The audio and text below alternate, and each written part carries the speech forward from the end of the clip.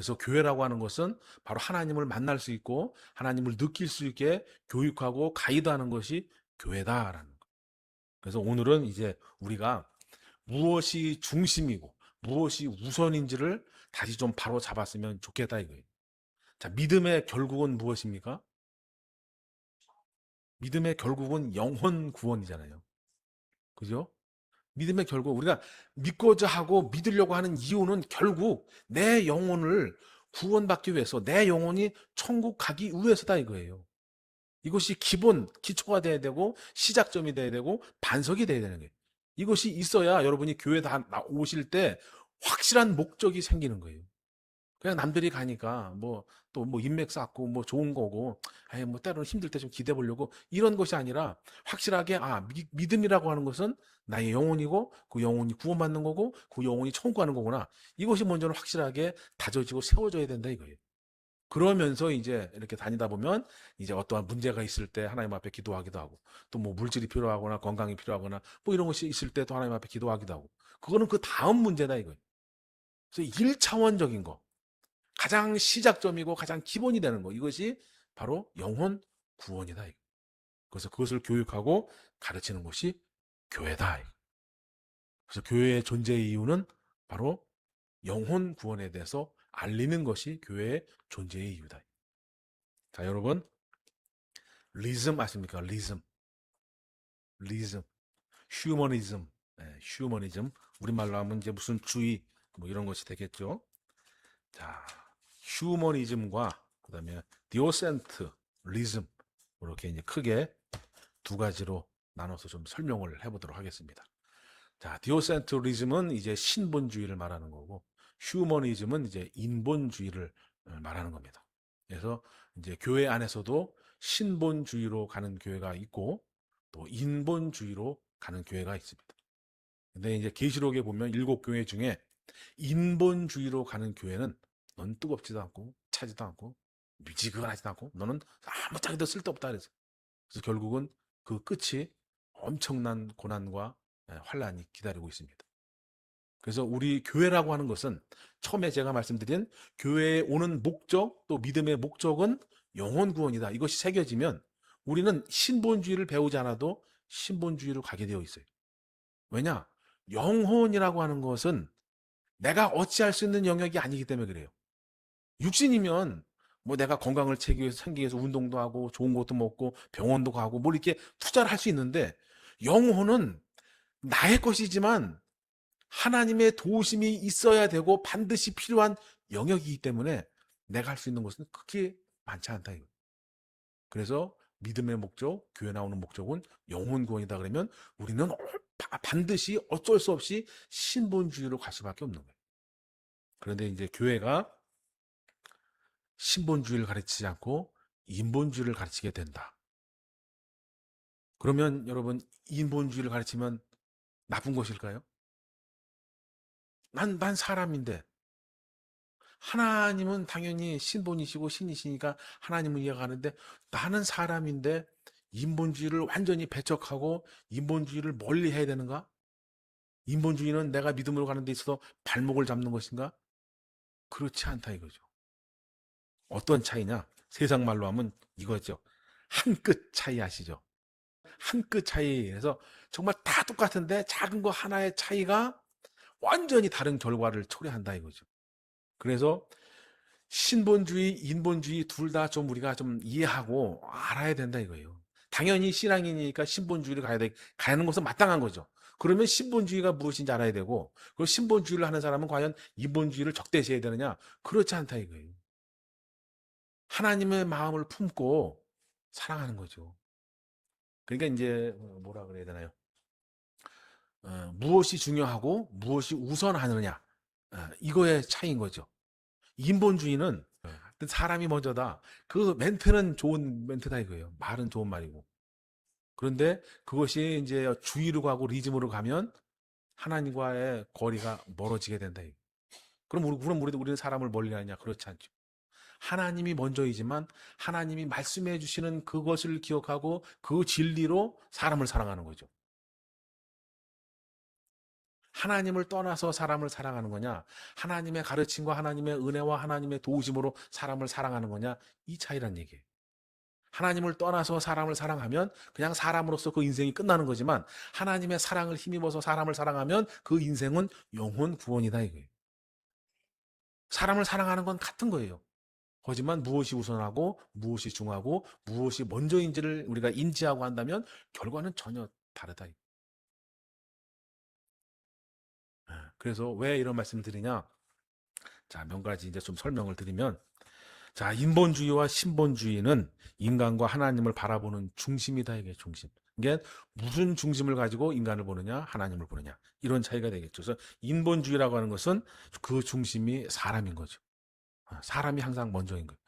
그래서 인간의 이성과 경험, 자유와 능력, 이런 모든 것을 중요하게 여기고 또 중요하게 생각을 합니다. 그리고 인간 스스로 문제를 해결하고 삶의 의미를 찾을 수 있다고 생각을 하죠. 그러다 보니까 현대적 교육, 현대 철학, 현대 문화가 발전을 하는 거예요. 그래서 신본주의, 인본주의, 뭐 좋다 나쁘다 이런 문제가 아니라 무엇이 중하고 무엇이 우선하느냐, 이것을 말씀드리는 거예요. 그래서 우리는 신앙이기 때문에 신본주의를 우선하시면 좋겠습니다. 그래서 인본주의는 이제 현대 교육, 현대 철학, 현대 문화, 이런 게 큰 영향을 받고, 사람이 사람을 위로하려고 하고 사람이 사람의 힘으로 무언가를 해결하려고 하는 것이 바로 이제 인본주의 휴머니즘의 기본입니다. 그래서 인간이 모든 것의 기준이다. 인간이 행복과 권리를 최우선으로 생각한다. 그래서 신본주의는 이제 하나님 중심입니다. 하나님 중심. 기도 중심, 예배 중심, 말씀 중심, 이것이 이제 신본주의가 시작이고, 그래서 하나님이 모든 것의 주인이며 삶의 기준이라고 생각하고 믿는 것을 말합니다. 그리고 인간은 하나님의 뜻에 순종하고 하나님을 사랑하고 하나님을 의지하면서 살아야 된다.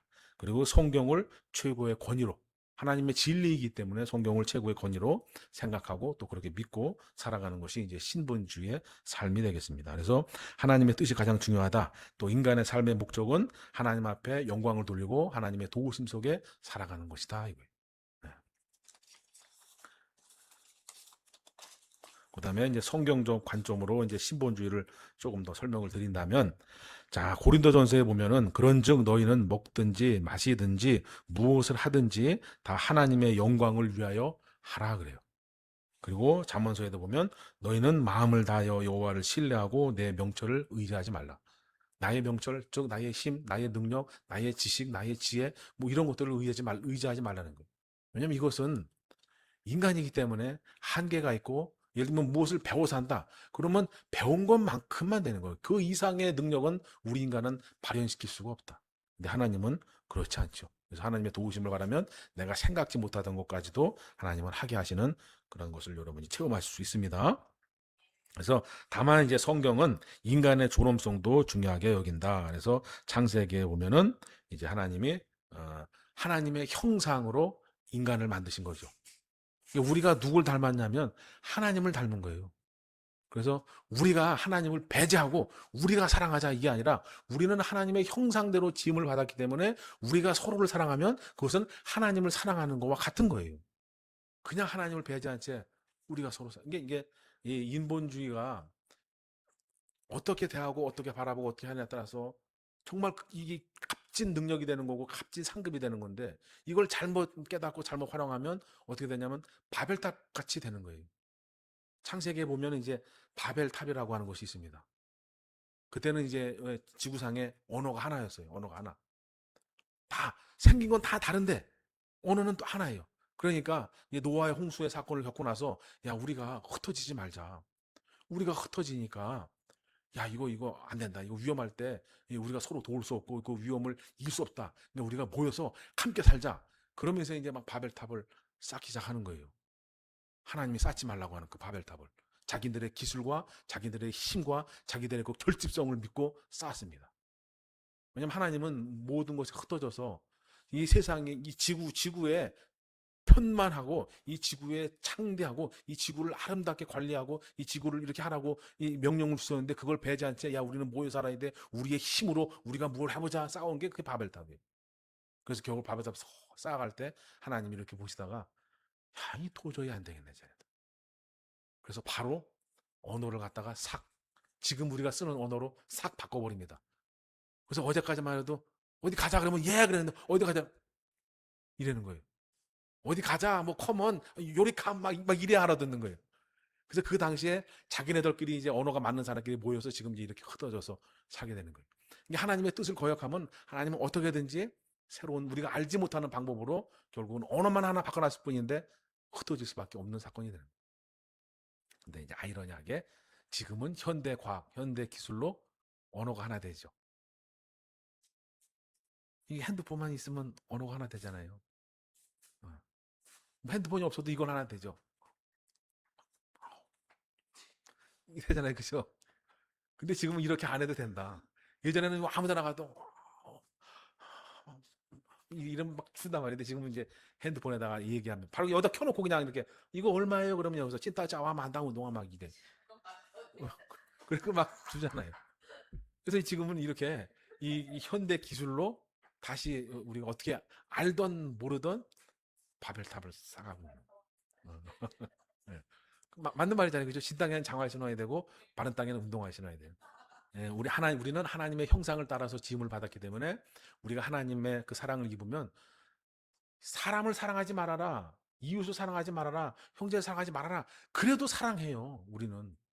예, 그래도 사랑해요. 왜냐하면 하나님의 그 유전자 DNA가 내 안에 있기 때문에 그래요. 그래서 이웃을 사람을 사랑하지 말아라. 이게 아니죠. 사람을 사랑하되 하나님의 사랑으로 하라. 그럴 때는 무조건 용서해주고 참아주는 게 아니라 때로는 채찍도 줘야 되고 때로는 당근도 줘야 된다. 그래서 우리는 하나님을 만나고 하나님을 알고 하나님을 배워서 진정한 믿음의 가치를 나에게 적용시키고 실현시키기 위해서 우리가 교회에 출석을 하는 거다 이거예요. 그래서 저는 그것을 잘 인지하고 깨달아서 더욱더 하나님을 여러분에게 소개시켜야 될 의무가 있고 여러분은 그걸 잘 받아들여서 세상에서 적용하시면서 살아가셔야 됩니다. 그럴 때 하나님의 진정한 축복이 내 삶 가운데 나타나게 되는 거예요. 그래서 교회 안에 이제 인본주의가 이제 이렇게 나타납니다.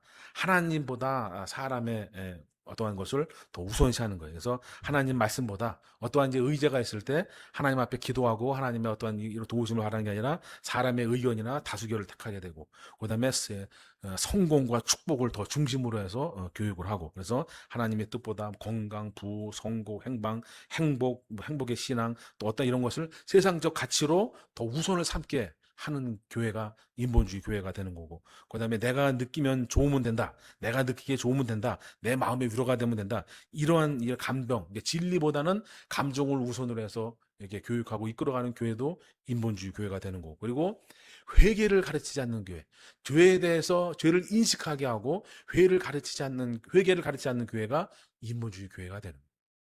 우리 인간은 살다 보면 세상이 말하는 그러한 뭐 흉악한 죄는 짓지 않을지라도 살다 보면 하나님의 마음을 아프게 하는 죄는 너무 많이 짓습니다. 또 믿음으로 살려고 할 때 부족한 죄, 또 무지해서 또 지으는 죄, 깨닫지 못해 죄가 죄인지 모르고 짓는 죄, 알면서도 정말 믿음이 부족해서 짓는 죄, 여러 가지 죄가 있다 이거. 이것을 알려줘야 되고 깨닫게 해야 되고 그것을 회개하게 가르치는 것이 교회다 이거예요. 그래서 교회 오면 기도를 하고 또 회개를 하고 또 회개를 통해서 은혜를 받고 또 힘을 얻고 이런 것의 반복이 신앙생활이고 예배의 삶입니다.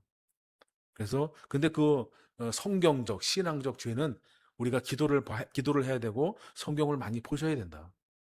세상적 도덕과 양심과 윤리로는 하나님의 죄를 알 수가 없어요. 왜냐면 내가 뭐 강도짓을 한 게 아니고 뭐 소매치기를 한 것도 아니고 누구 사기친 게 아니니까 난 죄 안 졌는데요.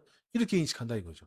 근데 성경에서 말하는 죄는 성경을 모르는 무지한 것도 죄가 되고 하나님이 형제를 사랑하라고 했는데 사랑하지 않은 것도 죄고 내 마음에 악한 생각을 품은 것도 죄고 회개하지 않는 것이 가장 큰 죄다. 큰 인본주의 교회가 된다라고 보시면 되겠습니다. 그래서 회개보다 막 위로해주고 만족감을 주고 할 수 있다라고 막 이렇게 격하게 뭐 해주고 이러한 경향의 교회가 이제 인본주의의 특징이 되겠습니다. 그래서 예배 중심이 아니라 예배 중심, 하나님 중심이 아니라 예배로 모였는데 사람을 더 케어하는 것의 중심이 바로 인본주의 교회가 됩니다. 그래서 예, 좋은 모습도 있지만 그래서 교회가 자꾸 무언가 이렇게 막 일을 만들고 어떠한 것을 만드는 것은 사실 그렇게 좋지는 않습니다. 왜 그 시간에 하나님 앞에 더 기도하고 더 진리를 추구하고 그 말씀을 나의 삶에 적용시키고 이런 깨달음과 그런 교육 프로그램은 좋지만 있어요. 교회가 다니다 보면 많습니다. 뭐 바자회를 하고 뭐 뭘 하고 뭐 누구 뭘 하고 막 뭘 하고 해요. 그것이 뭐 적당한 선을 하는 건 좋지만 그것이 주가 되면 그 교회는 그냥 세상의 기업이지. 네, 하나님을 가르치는 그런 교회는 교회라고는 보기 힘듭니다. 자, 그리고 이제 마지막으로 이제 인본주 교회 안의 인본주의는 이제 그와 같은 거고, 그다음에 이제 우리가 신앙인으로서 신본주의 디오센트리즘으로 가려면 하나님의 말씀을 의지하는 삶이 최종 목표, 또 시작의 기준이며 최종 목표가 되어야 된다. 그래서 하나님의 뜻에 순종하는 것을 우리가 즐겨야 하고 늘 하는 것이 중요하다. 그다음에 사람의 영광보다는 하나님의 영광을 먼저 생각하는 그러한 가치관, 이런 것이 신본주의고, 그다음에 죄를 회개하고 거룩한 삶을 살려고 부단히 노력하는 삶, 그다음에 예배의 중심은 하나님이다 라고 온전히 이해하고 깨닫는 것이 반드시 있어야 되고, 이것이 신본주의의 신앙인입니다. 그래서 너희는 먼저 그의 나라와 그의 의를 구하라, 이렇게 말씀해 주시고, 바울도 뭐라 하냐면 갈라디아서에 사람을 기쁘게 하랴 하나님을 기쁘게 하랴, 이렇게 말씀해 주고 있습니다. 그래서 우리는 하나님을 기쁘게 하는 것이고, 그리고 하나님의 기쁨 속에서 그 기쁨이 넘쳐남으로 사람도 기쁘게 하는 거예요.